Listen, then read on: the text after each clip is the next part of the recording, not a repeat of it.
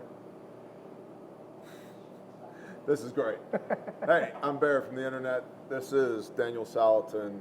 You are Joel Salatin's son. That's right. We're at Polyface Farm. Correct. A farm with many faces. Yes. And you guys are like where I learned about permaculture, if you will. Sure. Decade 15 or so years ago. And just the stacking technique and all of that Right. was super cool. At the time we had meat rabbits, and then I put in laying hens and the same thing as the meat rabbit. And so Right. we're on a third of an acre in North Texas on just like absolute piece of shit land. Right. Okay. And I was like, we got to be able to make food here. Right. So we ended up with like 11 raised beds and row crops and berry bushes and fruit trees and meat chickens and meat rabbits and laying hens and rainwater collection all in the backyard. And Very so cool. I thanked your dad for radicalizing me back into normalcy. Okay, radicalizing you. And I thank you for carrying on the legacy. Well, my pleasure. It's a joy. Thank you. So what do y'all do here for those that don't know who you are? Sure. Well, we're a pasture-based livestock farm. Okay.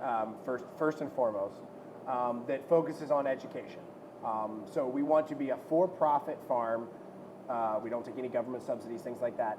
And the idea that when you come and see stuff here, that it's the production and sell of the product that's the actual money maker and creates something that's profitable, and not just the education piece or the writing or the speaking or the no offense, YouTube channel. Oh, I don't make any money from I'm YouTube. just giving you a hard time. No.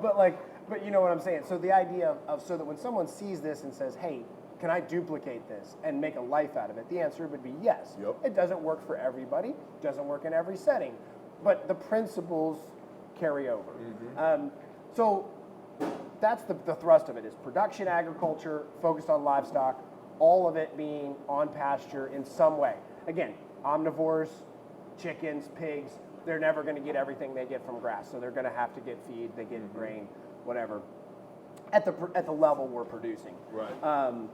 But that's what we do. And then on top of that, we do full retail direct sales. We do the education side. We try to travel. We write, speak, do tours, hold events here. Slacking really hard. Yeah. like doing nothing. We try to take it as easy as possible. Which is why this is such a blessing, because we showed up unannounced. And then we have a friend of a friend who was like furiously texting people here, was like, "Hey, Bear and Dudley are there, go talk to them." And I'm like, so, okay, that's awesome. I didn't plan that, because we've been trespassing all over the place, shooting video, and all of which will end up on Patreon. Right. And so I having grown up on a farm, I now have 5 businesses and 2 ministries. Okay. I understand how busy you are. I totally get it. Well, and so I appreciate your time. That's the exciting part. So what's really getting exciting now is, I mean, I'm entering, my 40s, and as that change of life happens, the opportunity to build from our education piece. So we have a stewardship program. That's a 5-month program. Yep. May through September, and that's an introductory. I mean, it's like freshman English, right? It's just introductory to farming. Do you like it? Do you not? Is it what you thought it would be? A lot of work. Yep. A lot of hours, but it gives you the real raw experience about farming. And then from that, you step up to the apprenticeship program, which is another 12-month program, October through October. That you start taking on a lot more responsibility. You train next year. You do some training next year. So as you know, the best way to learn something is to teach it. Yep. So that's a great opportunity for them, and really get into full. They're getting very close to full-time pay with benefits and things like that. Anyway, at the end of the day, then they're leading a bunch of stuff, and then other people move and stay on. They stay here. They do subcontracting, growing for us. They take on roles here in the store, other things. So at the end of the day, the reason I'm flexible to say, hey, I'm going to bounce for 30 minutes or 40 minutes, sit down with you fine folks, is because we've invested a lot of time in training and education to build the support structure so that it can continue without me being in the day-to-day. You're eliminating key man issues. Right. That's good. That's right. Especially, working on it. especially because I can only imagine you know, I've known your dad for a week. Right? Sure. And we've spent 3 hours together. Right? Okay, so cool. Very cool. I don't know him that well. Yeah. But I know people really well, and I can only imagine you guys must get inundated, right? Because you're becoming more of a personality whether you want to or not.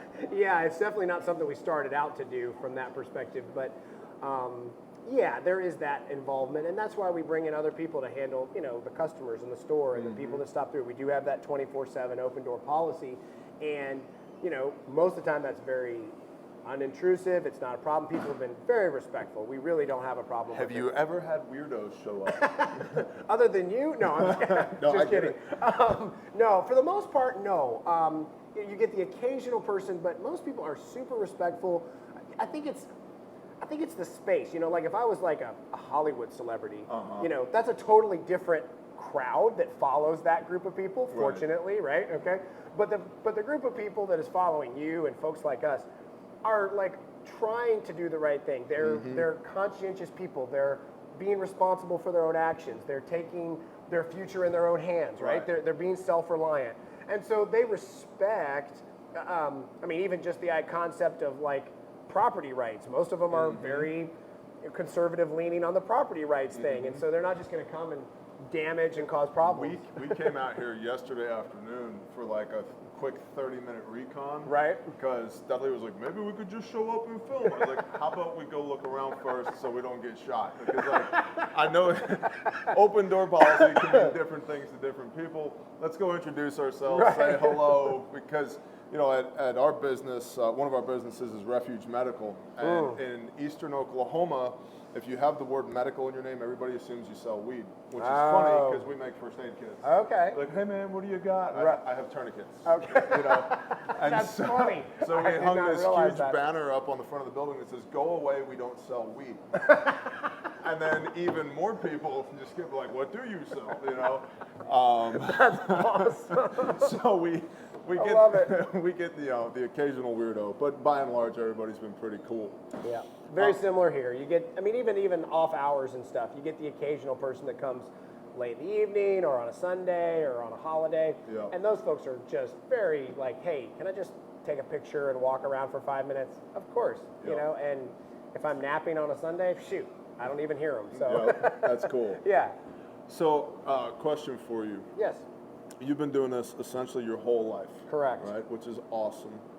Outsider's perspective, awesome. Yes. It's still pretty awesome. I don't mind. If you could change one thing or do one thing differently, what would you have done differently, or what would you change? Hindsight being what it is. Oof. Oh boy. I would say from a personal side, I would have been more disciplined in. I'm a to-do person, so I have let the to-do list run my life a little more and not spending as much time with my family. So had it do over again, and that's not a celebrity thing. That's not a popularity thing. That's just I like getting things done thing. And so anyway, I think had it do over again, I would have maybe left the last two things on the to-do list, gone home and relaxed a little more. Not that I want to take it easy, but that I would have spent more time with the family. From a business perspective, I think I would like to continue to work on empowering the junior leaders better, to make more decisions, to be more educated so that they can make more decisions and be on their own and be completely delegated tasks to them. Those are two things right off. Not really a whole lot in like the farm animal side of things. You know, there's always those, well, I wish I'd have taken a chance on this or tried that. Not a lot of those things. I'm not a big risk taker anyway, so I'm pretty safe with that, just personality wise. But like, I think it's the idea of I think being willing to take the risk. For me, it's on people. You know, and know, like you said, it's they can be the most frustrating, but they're also the most rewarding. And so taking that risk early and letting people try and fail, or letting people succeed outside of you and not trying to control everything, I think is kind of something that is certainly a trajectory in my life now, and I think I'd would have been happier if I'd have started it earlier. So, but those are good questions. I like to tell people, because people ask me all the time, like, how do I build the right team? Whether it's in business or in a faith group or whatever it might be, how do I build the right team? And it's like, dude, you don't. You build the right now team. You work with the people that you've got now, because people come and people go.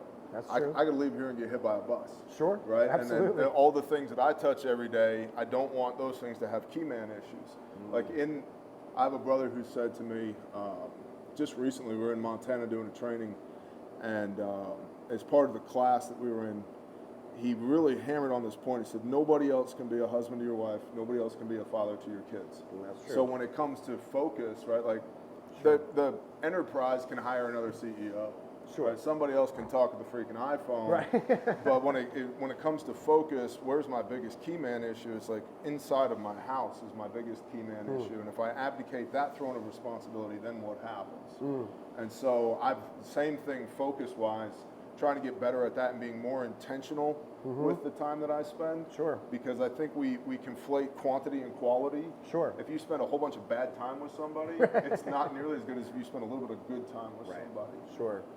Distracted time too. That's a big one. We you got 75 things going. You're like, hold on. So how was your day? Yeah. Oh, that's great. That's right. Yeah. Yep. That's not focus time. You're right. Right. So trying to be even I've got a 7-year-old doing spelling words with her. My wife is like, babe, that is all you. I can't. I just can't. And I'm like, awesome. And so I'll read her the list of words, and she spells them verbally, and then I'll read her the list of words again, and then she'll write it out. So, VARK, visual, auditory, repetition, kinesthetic, learning. And then I get a sheet of paper, and I get a pen, and I'm like, all right, honey, read me the words. And so I'll spell them verbally, and she'll tell me, did I get them right, did I get them wrong? And then she reads it to me again, and I'll write them out, did I get them right? And so we'd role reverse on that. And so it's become this really odd little bonding moment. Sure. I look forward to the spelling list each week now. Very cool. That is neat. Yeah, that's a great opportunity. One other thing I wanted to touch base with y'all on is it has absolutely been alluded to through the books and the media and the interviews that I've seen with y'all.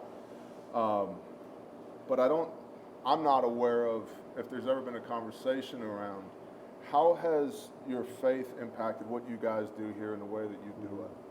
Because we are people of deep faith. The people in the audience are people of deep faith. We hold very dearly our convictions and our beliefs. And if you could speak to that, I think that'd be really cool. Absolutely. Well, again, Jesus Christ as Lord and Savior is 100% of our life, and each day you're just working toward making that more 100 of your life. You say it and you believe it.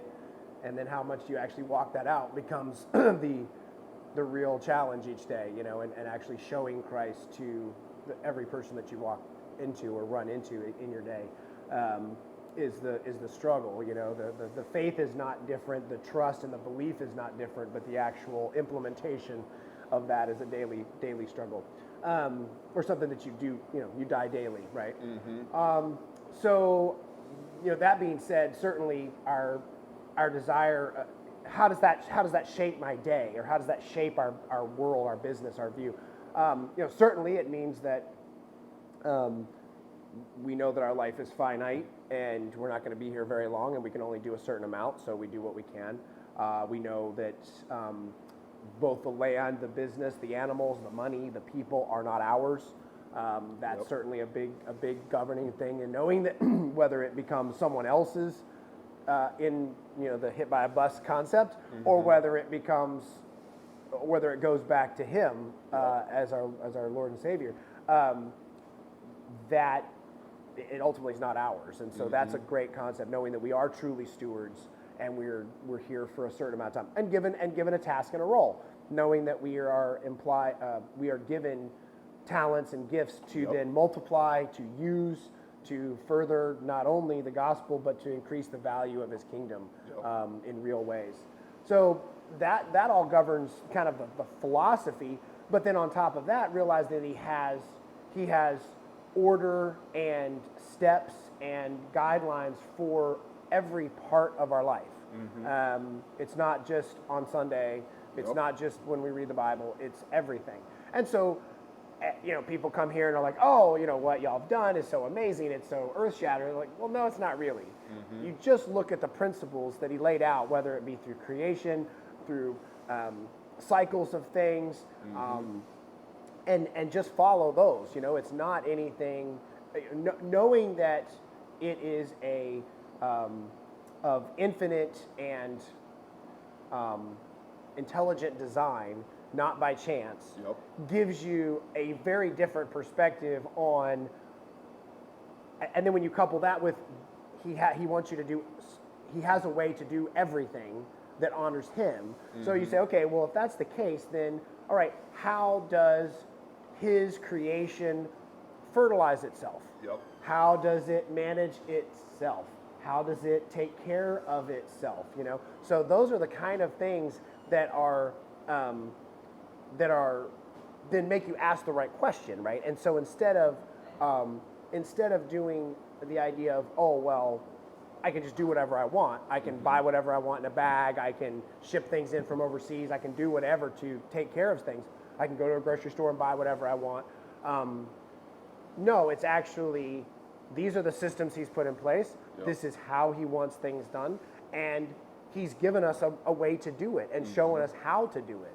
So those are all, I guess, things that guide us on a regular basis. And so when you say, well, how did you come up with chickens following cows? Well, we looked at how he designed herbivores to move and how birds followed them.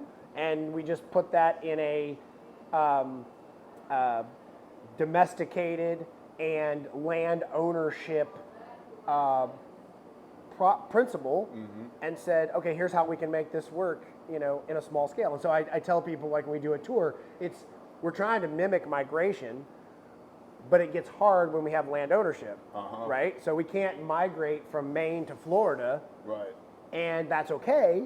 The nice part is now we have electric fence that's portable and easy, and we have wheels and rubber tires and all these things that we can do to maximize and to well, not maximize, but to you can replicate replicate the divine system in a land ownership system. Very cool. And so those are some things that guide our principles on a regular basis. And so that when you really back up, that's what we're actually implementing. Again, whether it be fertilization, migration, harvest,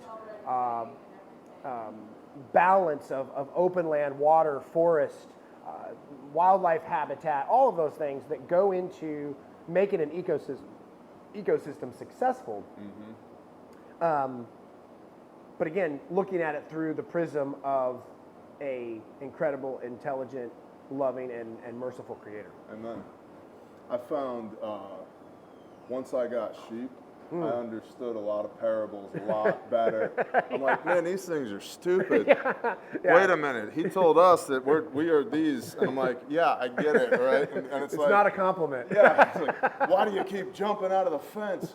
Oh, I get it. Okay, and yeah, so getting into agriculture for me, I grew up on a farm. Right. And then I've moved away from the farm. Sure. And have come back around to it and in the manner of a homestead over the last 7 years. And it's just the abundance of provision and blessing. Like, we had a brother 7 years ago was like, hey, I've got some really good breeding stock for these Katahdin sheep. You interested? Yeah, I'm interested. So we got 4 sheep. Okay. And over the last 7 years, I have given away 7 or 8, we call them Hebrew starter packs, 4 to 5 sheep. Here you go. I've eaten more sheep than I can count. I've got a freezer full of sheep, and there's still 27 sheep in the field. Right. And it's like, at some point, it just hits like a critical mass. Right. Yep. Where like, it just keeps multiplying and multiplying. And same thing with the cattle. I don't even know how many chickens I have. I have no idea. It's a lot. Yeah. But I know I have chickens. And same thing with the turkeys, right? And the turkeys go over here and they do turkey things, and the turkeys are following behind the sheep, and the chickens are following behind the cows. And I like how you guys have codified those principles, taken the divine and broken it down to, all right, how do we replicate that in a way that's respectful of the animal, that's respectful of the environment, that's respectful of the creator, and it produces these results that are reminiscent of when the father tells Isaac, he's like, hey, you plant at a minimum, I'll return your seed to you tenfold. Right. It could be 30-fold, it could be 100-fold, right? And then you have that increase, and that you tithe of the increase. It's right. Right.